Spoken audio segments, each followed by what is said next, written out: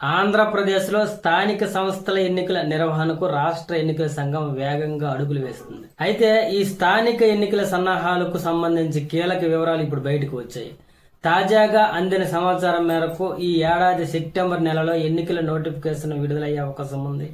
అలాగే డిసెంబర్ నాటికి ఎన్నికల ప్రక్రియ పూర్తి చేయడానికి రాష్ట్ర ఎన్నికల కమిషన్ లక్ష్యంగా పెట్టుకుంది. దీని ద్వారా కొత్త ఏడాది ఆరంభం నాటికి నూతన పాలక వర్గానికి కొలువుదీరనున్నట్లు తెలుస్తుంది. అంతకు ముందు నోటిఫికేషన్ జారీ చేసేందుకు అత్యంత కీలకమైన బీసీ రిజర్వేషన్ పై డెడికేటెడ్ కమిషన్ వచ్చే నెలలో నివేదిక ఇవ్వనుంది. దీని ఆధారంగా జూలై నాటికి రిజర్వేషన్ ప్రక్రియ కులిక్రానుంది. ఇదే విధంగా వార్డు పునర్విభజనలో భాగంగా రాష్ట్ర వ్యాప్తంగా ఉన్న 123 పట్టణ స్థానిక సంస్థల్లో డివిజన్లు, వార్డులు పునర్విభజన ప్రక్రియలో కొనసాగుతుంది.